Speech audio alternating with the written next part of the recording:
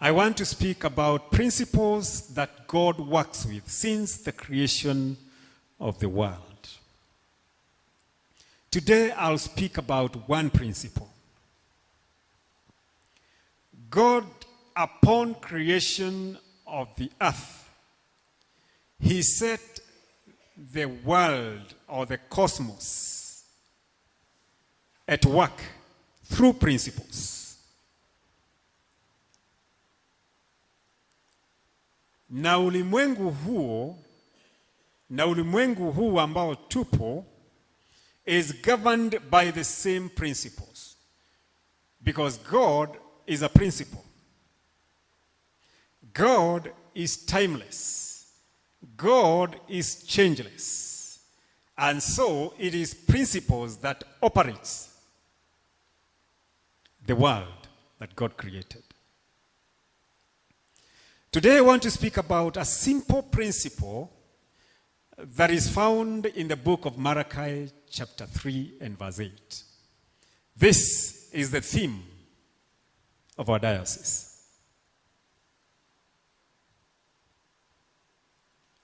I've said that principles are timeless and changeless. Vile Mungu aliumba ya kwamba jua litatoka upande from the east, the same has remained and sets in the west. Because God set into motion principles that are timeless and changeless. God has set another principle that there comes darkness, and when the darkness is gone, the light cometh. This has remained timeless and changeless.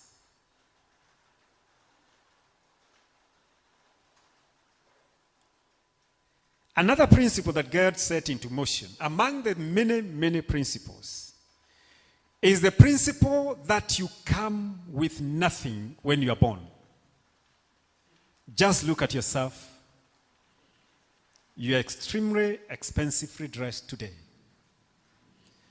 I know you can be more expensively dressed any other time.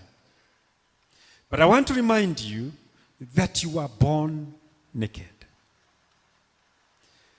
Wale watu walikuweko ukizaliwa walikuonea huruma, wakakuvalisha nguo.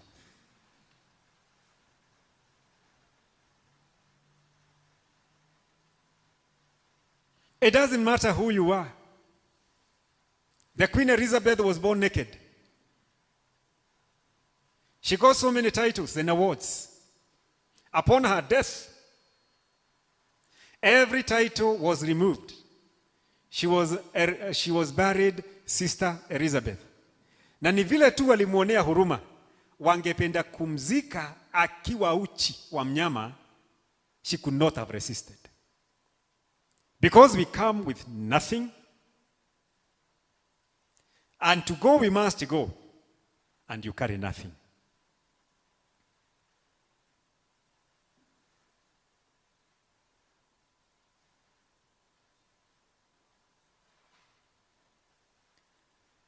What does that tell us? Everything that we get, everything that we acquire in life does not belong to us. We hold it in trust for the one who has given. We are stewards. I mean everything.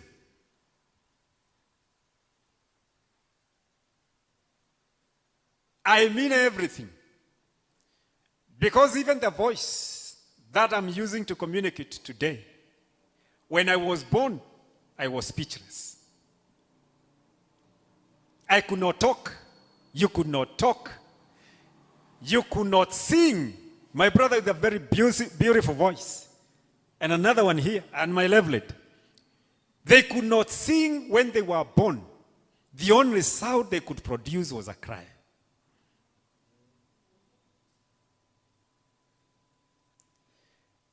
everything else is held in trust for the Almighty.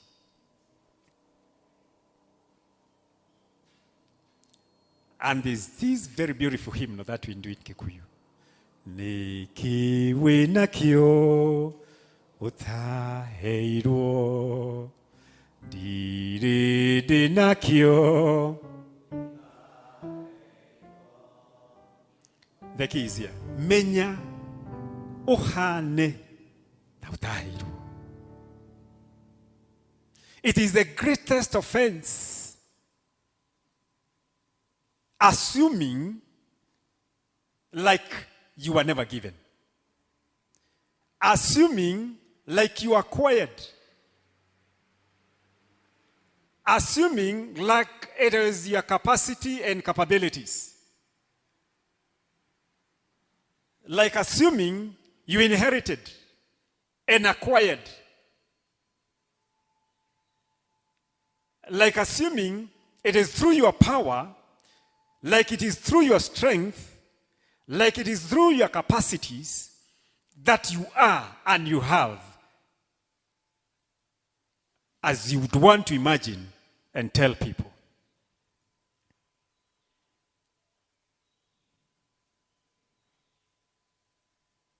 Allow me also to remind you that you, as an individual, you are unique and divine in the presence of God. And there is no one in the whole world, among the 9 billion people we have in the world, none is like you. We are fear-free as an individual, fear-free and wonder-free made in the presence and in the likeness of God. That is the form. You are in the form. And not only the form that we can see, but the substance that you have, you are born and created in the image and likeness of God.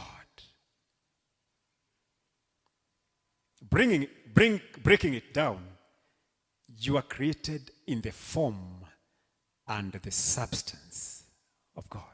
You have the mark of God. Different from your brother. Different from your sister. Different from your mother. Different from your father. Different from your twin brother or your twin sister. You are completely different. Divinely unique in the image, form, and the substance of God.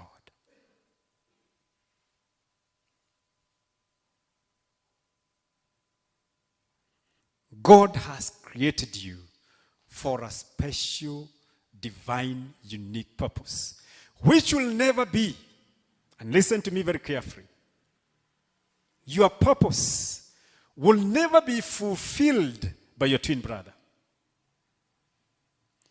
Your purpose that God created you for will never be fulfilled by a person who is equally educated like you, whom you went to the same college, whom you went to the same university, whom you went with to the same primary school, whom you went with to the same secondary school. You are divine and unique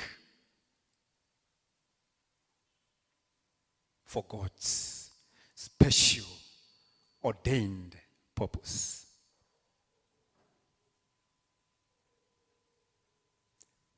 Tell your neighbor you are created for a unique, divine purpose.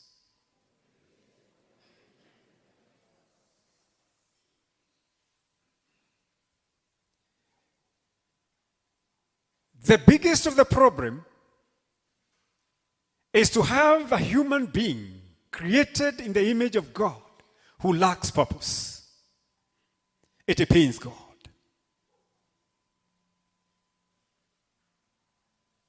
It pains God that a person will be born, brought up, become, live an extremely purposeless life, and die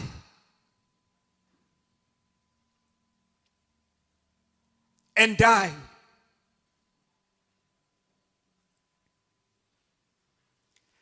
A purposeless person who failed to understand the reason why God created him. I elaborate this as we move on later. One of the principles that brings about blessings for the people of God is captured in the book of Malachi, chapters 3 and verse 8. Will a man rob God?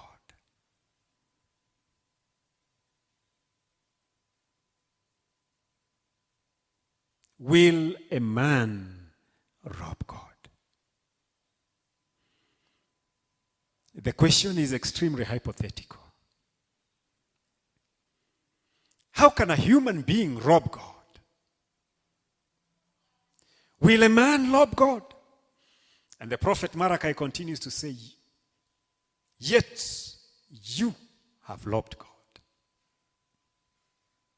But you say, in what way have we robbed you? In what way have we robbed you?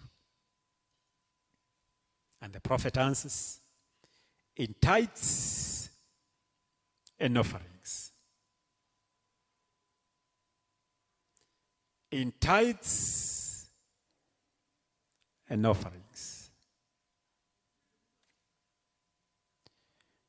I said, as we began,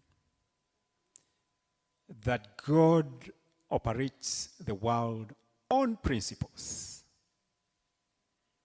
They are timeless and they are changeless. Then God, in his grace, brings about a person who was born with nothing. Imagine nothing. You did not even have an underpant when you were born. You were born with nothing. Nothing. Which tells you you came with nothing. And this God, in his grace and divine mercy, has decided to trust you with everything that you own, with everything that you are. He has trusted you. Because when you come out of this world, you will go with nothing. Because everything belongs to him. I wish you can understand this.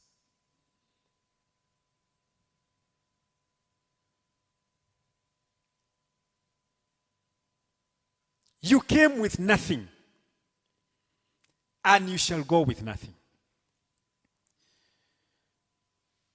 Among the systems that God has laid down is that to fund the projects of God in this life,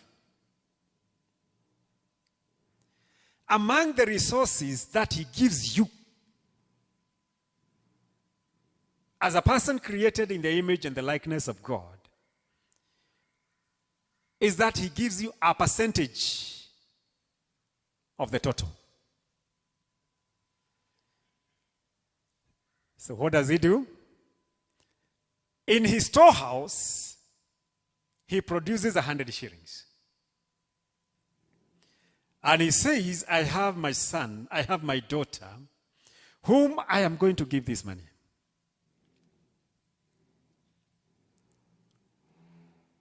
And God expects that in that 100, he's going to give me 90 shillings. So selfless. So selfless. Anatoa 100 kutoka kwa banki yake. Na kwa maana anafahamu ya kwamba mimi ni wake na ni mwaminifu nitakula changu na chake nipeleke. Kwa maana chochote ninacho sio changu, wala sitabeba, kwa maana ni chake. But in his love and selflessness, he gives me 90 and he tells me, go and pay the 10. It belongs to me. A timeless, changeless principle. But what do? We rob. Allow me to take you back to the penal code of Kenya. Hasemi tumeiba. We have not stolen. We have robbed. In Kenya, a thief attracts a lesser sentence because they come in peace. Do you know a thief comes in peace? Atakuangalia kwanza, aone kama upo ama haupo. A thief will never break your house. The one who breaks your house is a robber. A thief walks in convenience. A robber takes by force.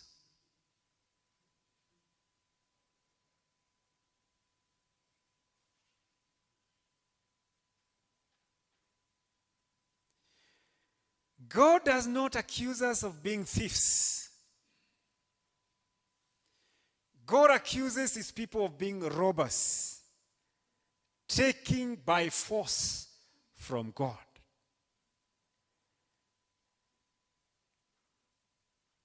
The Kenyan law, the penal code, jails a robber for life. Previously, he or she was supposed to be hanged. Akufe kwa kufinywa shingo kwa kamba. Akufe aishi.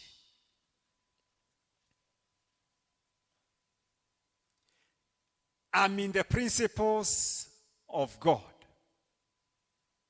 That God desires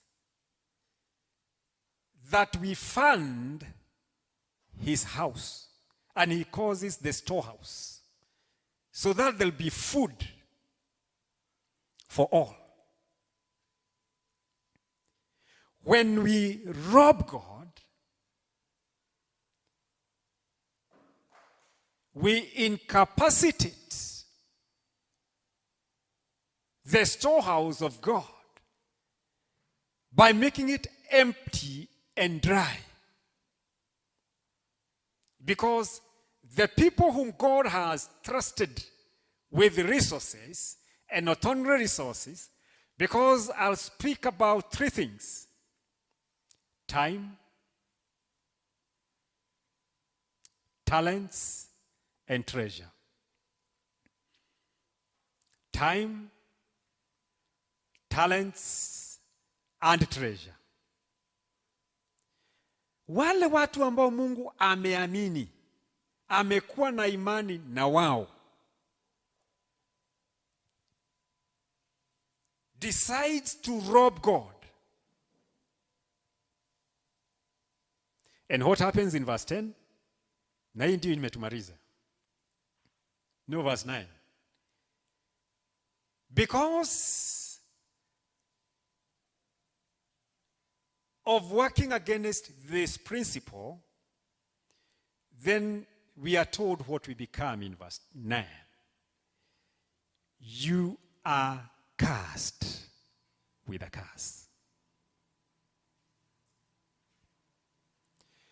When we rob the hand that feeds us, when we bite the hand that feeds us, ni kama mtoto mjinga anayeliuma titi la mama yake, na hapo ndipo chakula chake kipo.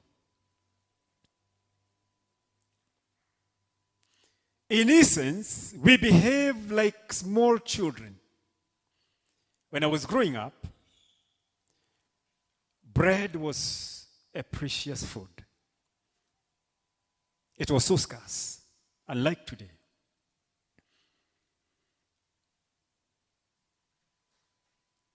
And I remember one day,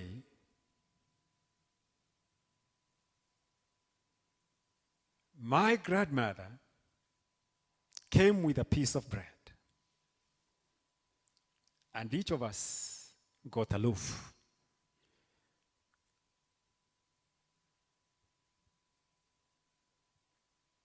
We were excited and happy.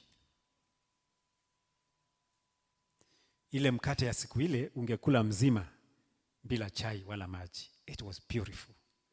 It was nice. It was tasty.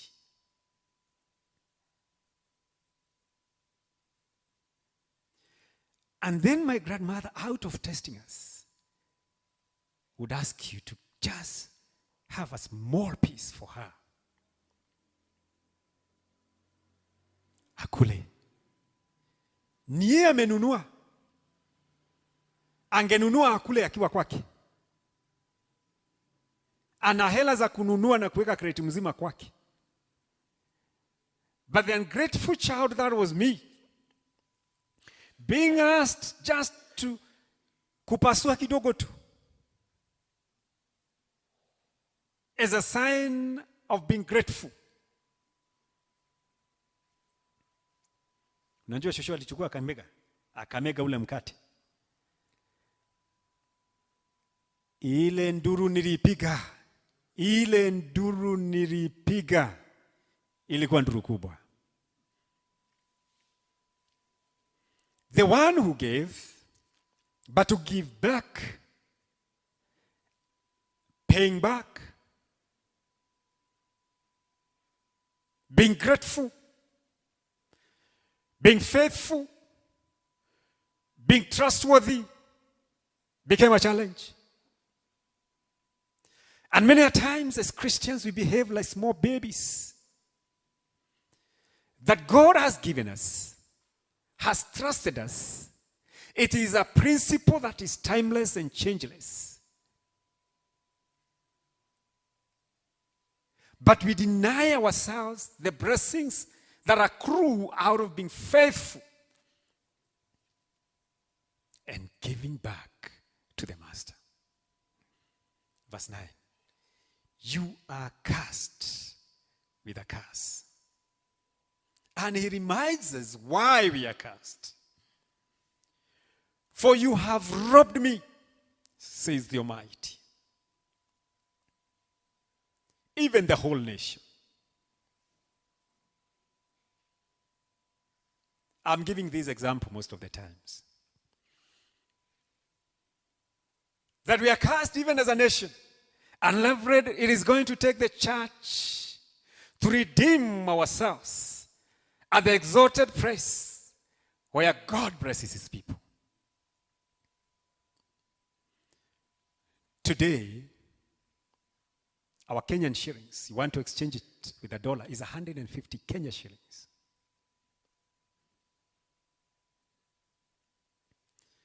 A month ago,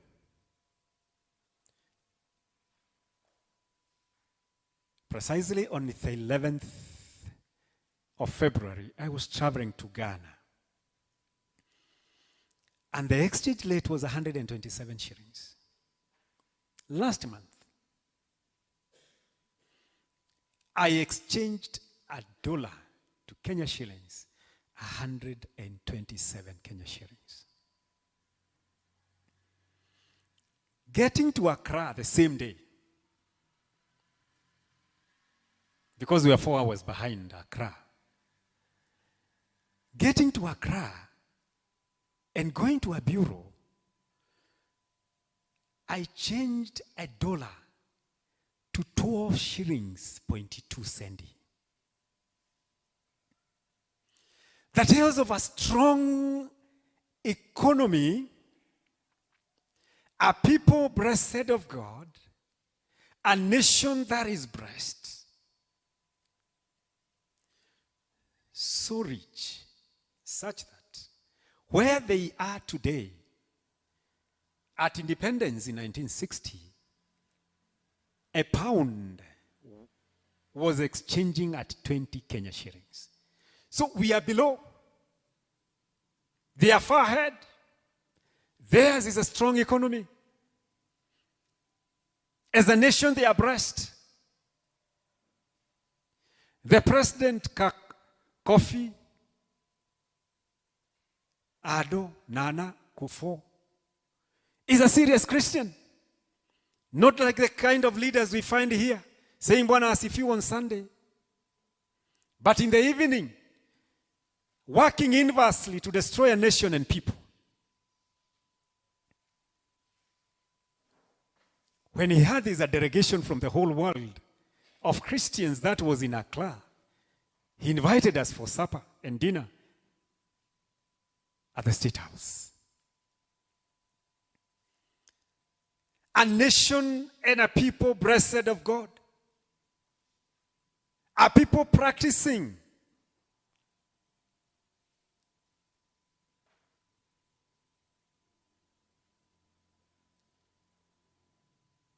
the laws of the Almighty. You are therefore cast, not only as individuals, but even as the whole nation. I love my God because he prescribes a solution. In verse 10, and I'm coming to the end, Revd, he says, bring all the tithes. Bring all the tithes. This is the principle of God. And I've reminded you that God works in principles. They are timeless and they are changeless. And the prescription is in verse 10.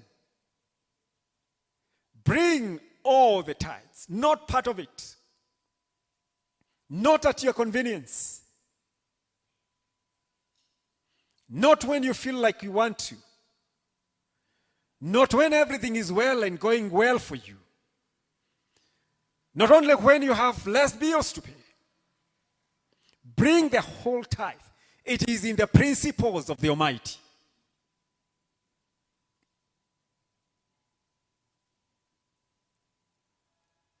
He gave it to bring it. He gave it that you pay it. When you utilize it, you are consuming a curse. You change your genetics from one whose purpose was divinely ordained, and you transform yourself into a person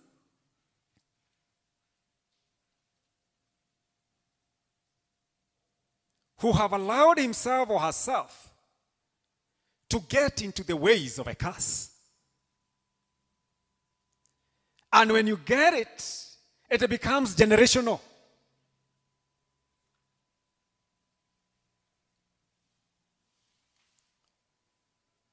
It becomes a part of you. And unfortunately, the children that you bring about, wale umeza, because it has become genetic.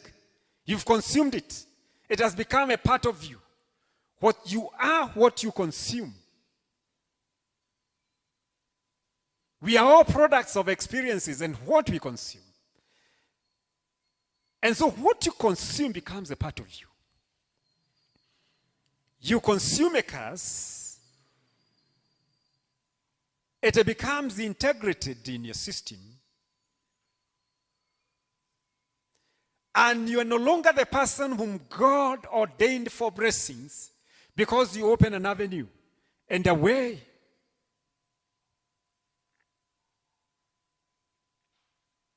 Yourself and the generations that comes after you.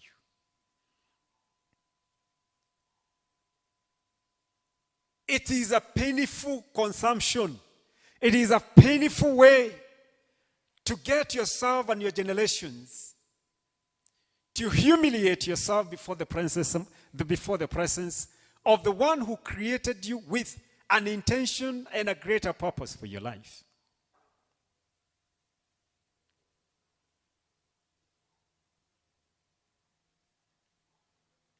And the system that God had pre-planned for your good,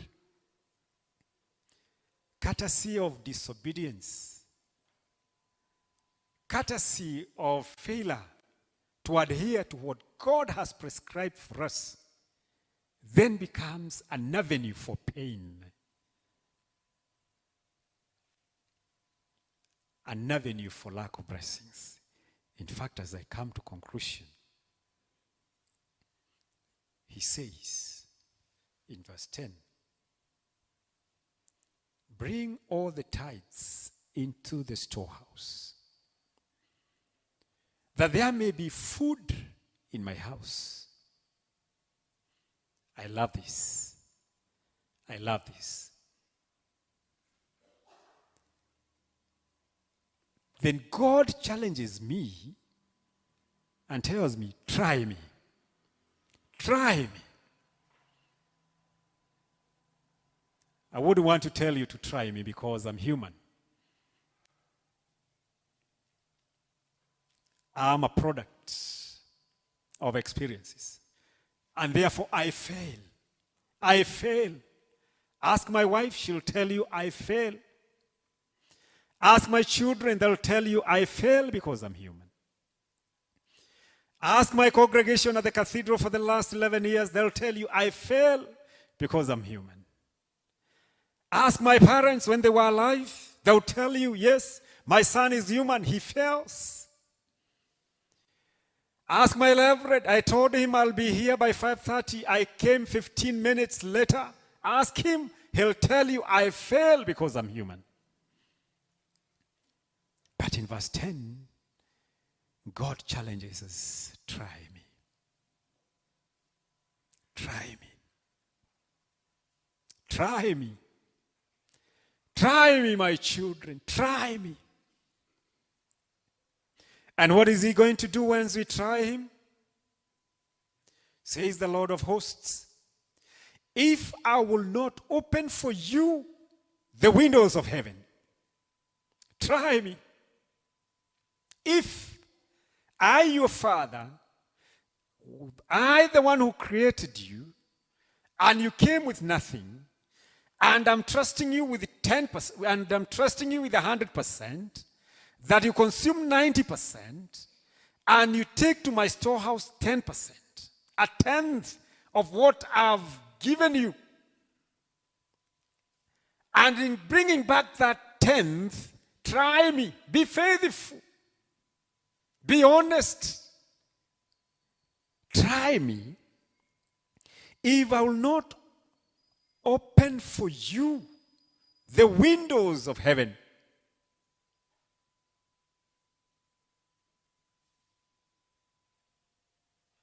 I'm coming to a conclusion. Then the Jews would build houses like we do. And the doors would open to the inside, just like our church. The doors are opening to the inside. And the windows would open to the outside. So why is God opening the windows of heaven? He's opening the windows of heaven because the storehouse is so full.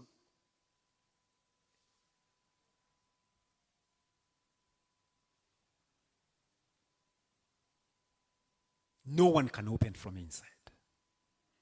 Hakuna mtu hata akisukuma kwa nje. Sababu ya zile baraka zimejaa katika jumba hilo, hakuna anaweza kusukuma mlango kwa ndani. It is so filled up. Na hizi ni za nani? Ni za watu wa Mungu, ni zangu na wewe. But we are only failing on a simple test. That you are given 10 shillings and you are told to consume 9. Be faithful, take back the 1 shilling. I just want to see the faithfulness. If you're faithful in taking back the 10th,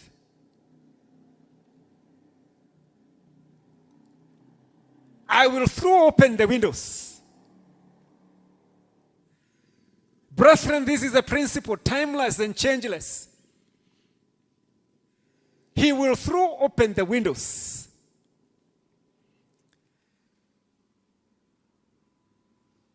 And the kind of blessings that you are going to get is immeasurable. Hakuna kipimo. Hakuna namna na njia ya kupima kile utapata. He'll just throw it open.